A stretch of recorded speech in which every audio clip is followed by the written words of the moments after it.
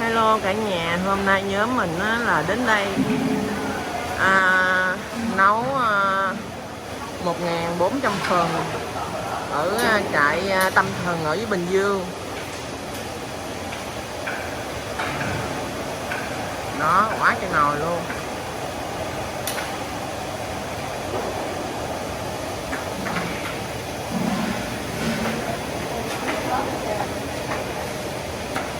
Một đoàn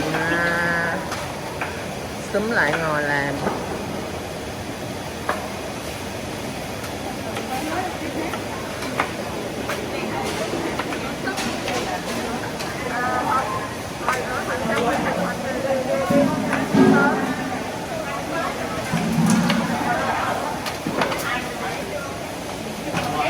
Mỗi người phụ một tay.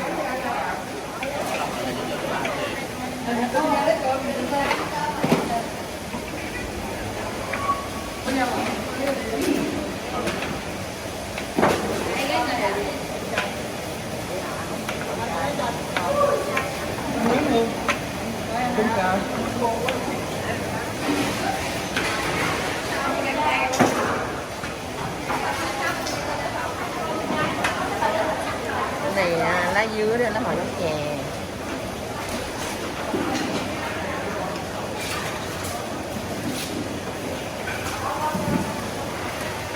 Đó, mấy thao thịt luôn.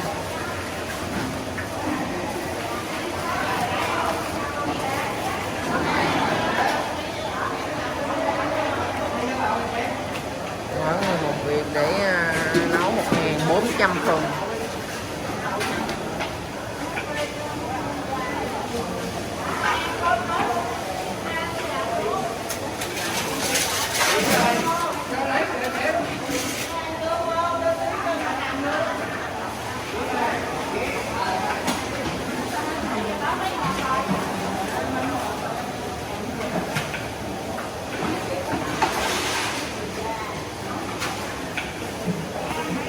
Nấu đến 1.400 phần này ở nhà.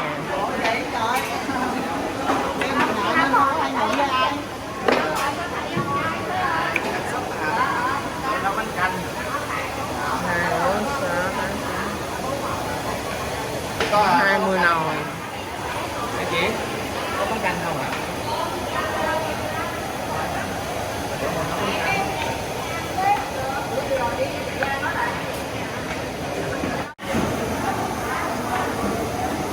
Cái này là mình đang nấu bánh canh hả anh? Không, hay này chè? là chè. Chè đậu xanh hả? Chè đậu xanh. Bên kia là nấu súp để ăn cơm. Bên ăn có nấu bánh canh. Nấu canh súp. Nấu canh súp ăn với thịt ram tôm. Hôm nay nấu 1.400 phần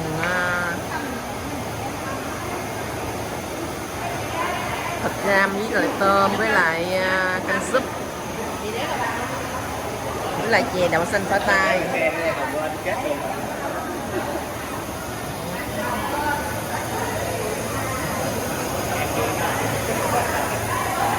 Ao tôm.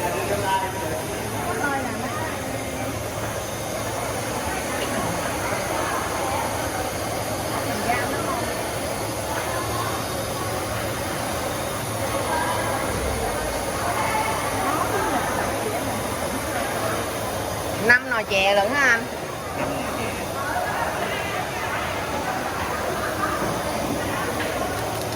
5 nồi chè đậu xanh.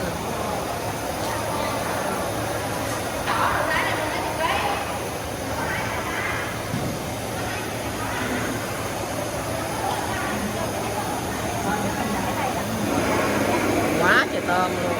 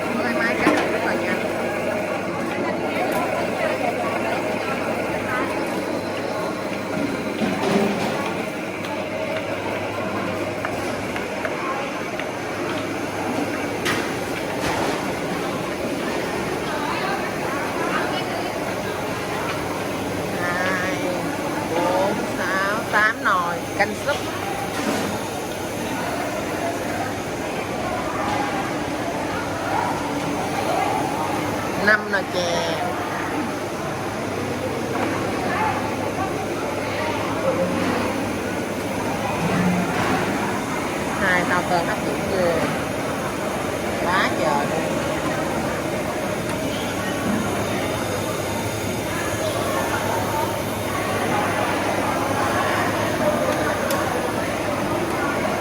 Bỏ tay một thao luôn.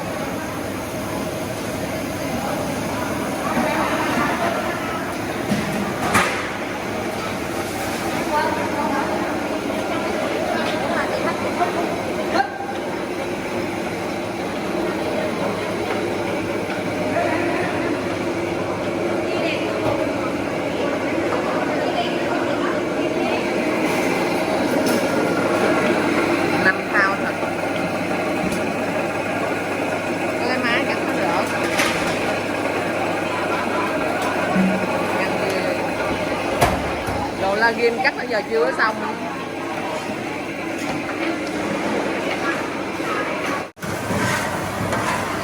Bây giờ xào cái thau thịt, xào thịt ram tôm.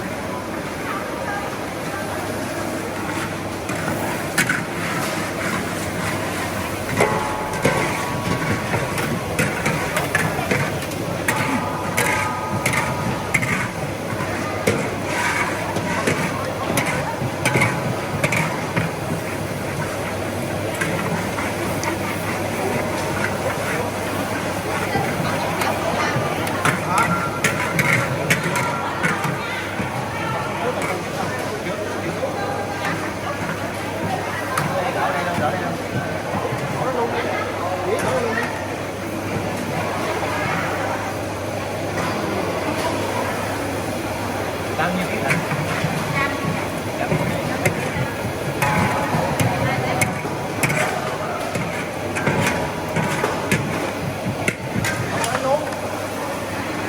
Đây là chỉ có thịt đàn ông với đàn hổ thôi.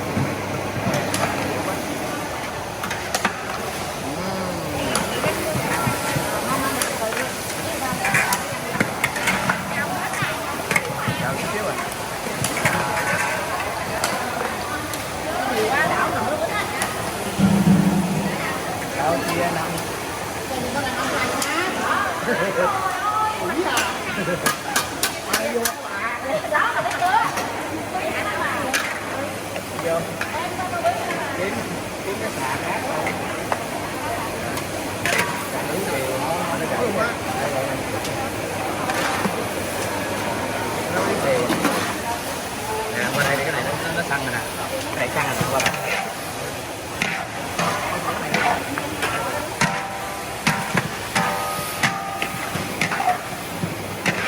Có cái nướng thì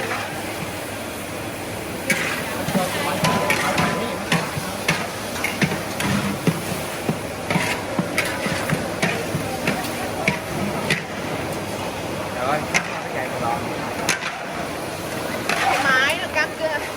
đốt vô miếng còn trên miệng miếng cũng bao tử.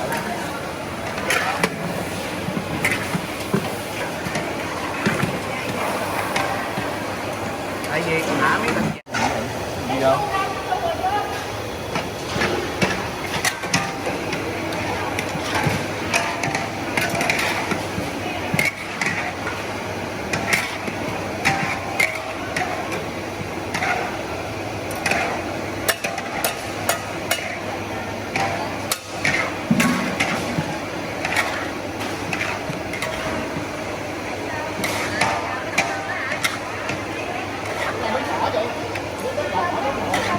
Bây giờ cái ai nhắc nó cứ bắt mà nước đi để mình canh chè để nào nó có cái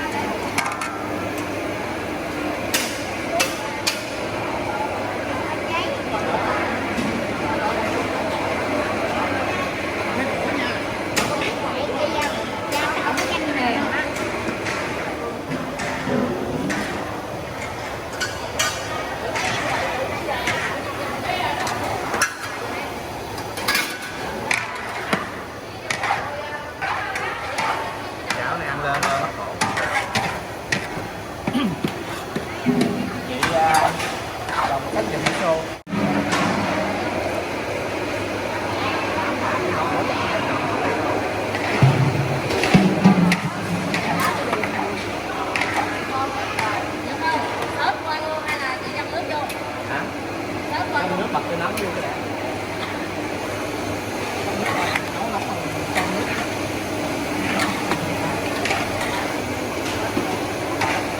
Dài quá.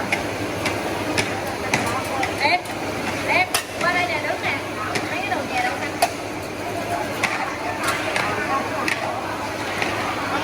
cái mặt hành xào nó quay qua cái nồi cái nó thật không không.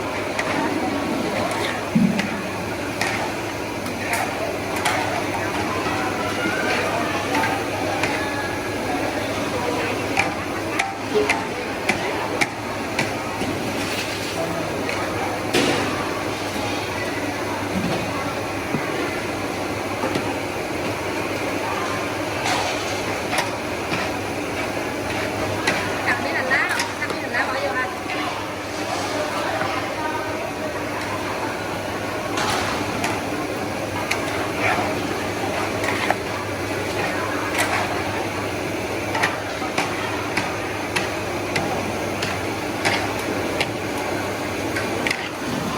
Hai cái chảo này chỉ có sức đàn ông mới làm nổi thôi.